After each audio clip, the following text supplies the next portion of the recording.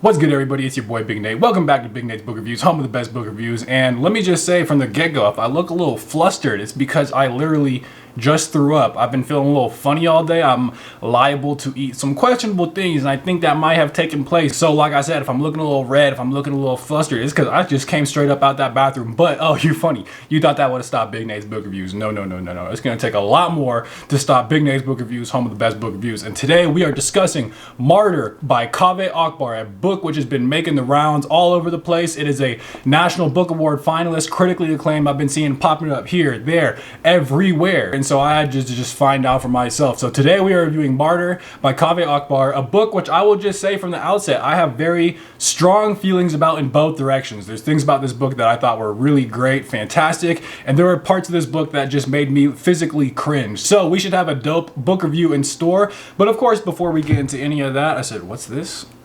What could that be? Oh, of course, it's the doobie. I forgot. This is Big Nate's Book Reviews, home of the best book reviews. So if you got your doobie at home, you guys already know what to do. And today we are sparking this one for KAVEH AKBAR. Okay, so I think the best way to kind of lead into talking about this book is just to talk about the actual overall plot, because I think that's going to set us up nicely to talk about the different themes and ideas that discussed in the book. So I want to start by just, again, laying out what this essential story is. In the beginning of the book, we find Cyrus, who is the main character, and he's essentially on 5 different drugs. He's drunk. He's passed out on his mattress, which smells like piss because he does in fact piss the bed. There's half-empty pill bottles everywhere. His room is just a mess. He's at a spiritual rock bottom, and what happens is he's looking at a light bulb in his room as he's, like, you know, passed out on his mattress, and he's basically like, you know, God, if you're out there, show me a sign. And lo and behold, what happens? The light bulb flickers. And we're already getting into some interesting stuff because, for one, he even admits his apartment is shitty and basically the light bulbs always flicker.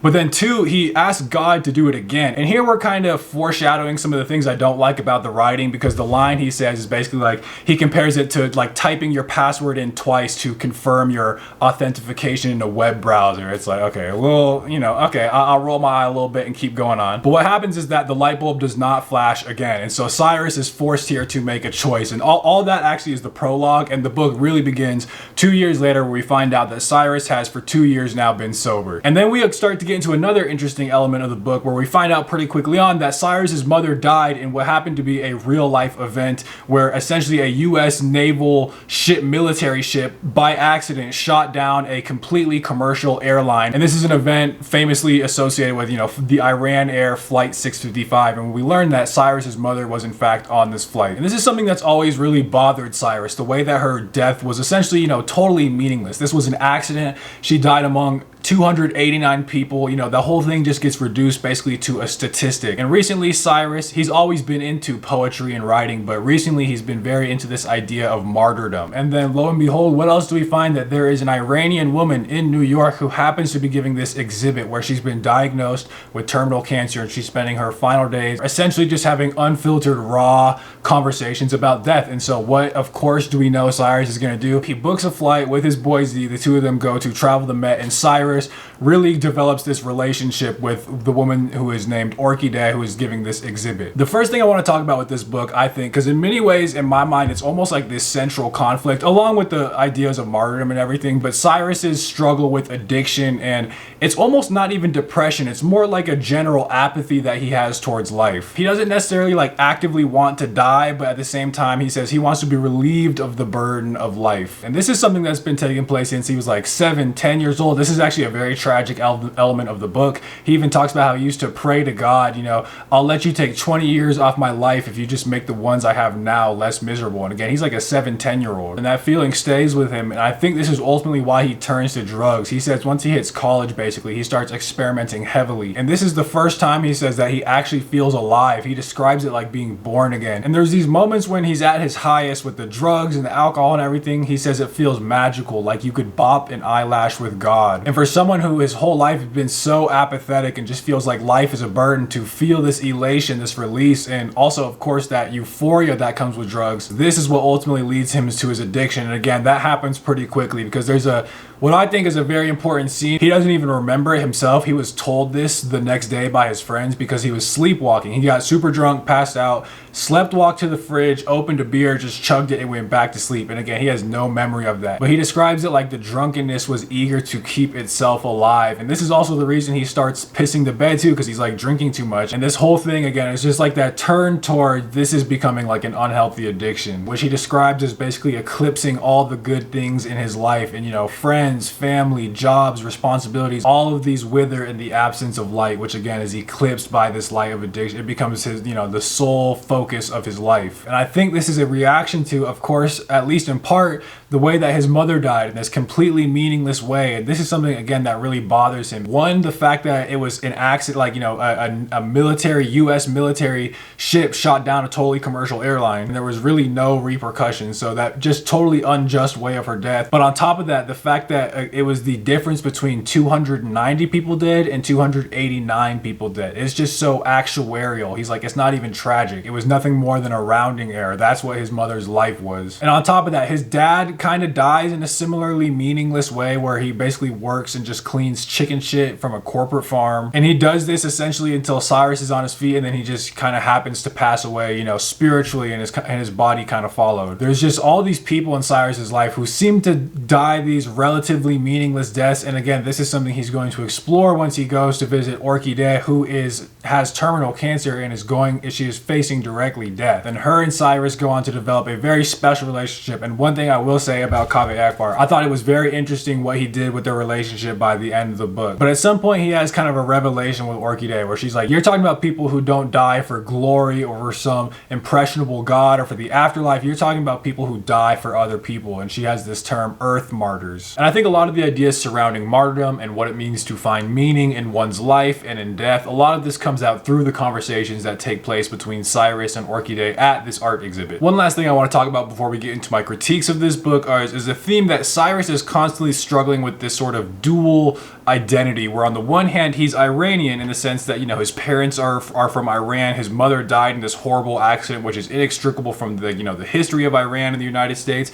But on the other hand, in fact, that event is a good way to represent it, because on the other hand, Cyrus is also deeply American. You know, he was born in Iran, but virtually all of his life is spent in America. And in fact, his friends kind of almost clown on him a little bit, because at some point he expresses interest in, you know, Persian history, Persian poetry, and mysticism. And basically they're just like, bro, you're literally the most American dude I know. Don't go romanticizing something that you actually don't really have any cultural connection to, or at least any kind of like actual personal experience with Iran. But on the other hand, he's constantly sort of on the butt end of this, because again, this is post 9/11 America, and basically he's just constantly sieged with what ends up kind of being like slick racist shit. Like at some point he's in middle school and his math teacher kind of conspiratorially, because at this point Cyrus, because he is so Americanized, he's kind of like, you know, on the us side of the us them, but his math teacher, again in middle school, calls him over. And I wonder if this is informed by any real life experience. I almost wager it probably is something like that. But his math teacher is basically like, you know, there's a new name for people like you, we call them sand. And then that's what in the book he says the first word was sand. He never actually spells it out, but sand, N-word, you can do the implication. And Cyrus is even like, he just kind of nodded along, and he kind of hates himself for that. And that happens again too, because at some point his social studies teacher is basically talking about how America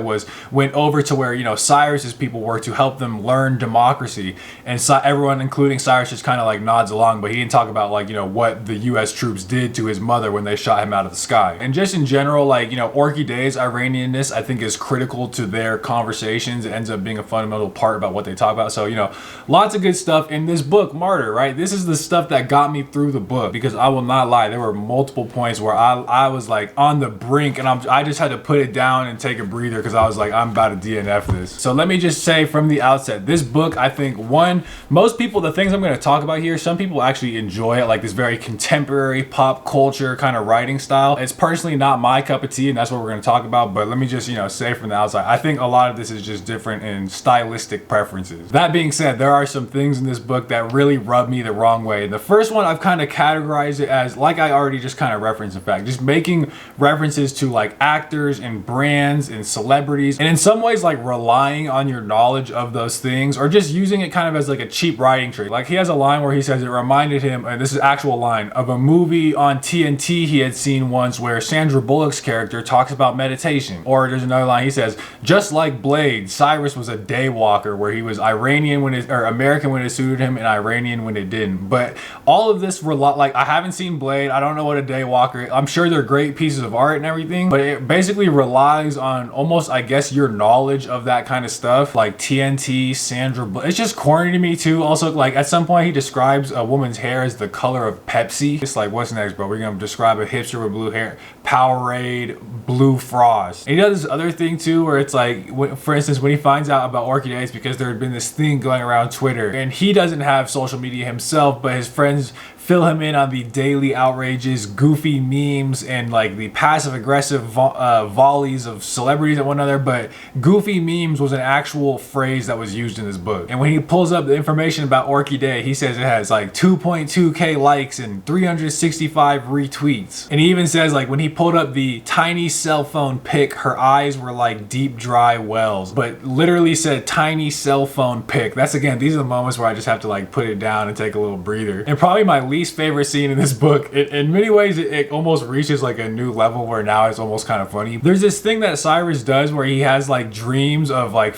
people like Michael Jordan, Marge Simpson, again, all these kind of like pop culture figures. But at some point he has a dream of his dad talking with like the ancient great Persian mystic Rumi, and he's described as having like supermodel cheekbones, and he has he's drinking wine out of a red Solo cup, and he's smoking a Swisher. And I think this is supposed to be like funny, just seeing someone as great as like Rumi being in this like modern fashion, but I just found it corny because at some point Rumi is talking, he basically asks Cyrus's dad to tell him a secret, and he does. I won't reveal that for spoiler purposes. And Rumi literally says, "Whoa, no shit."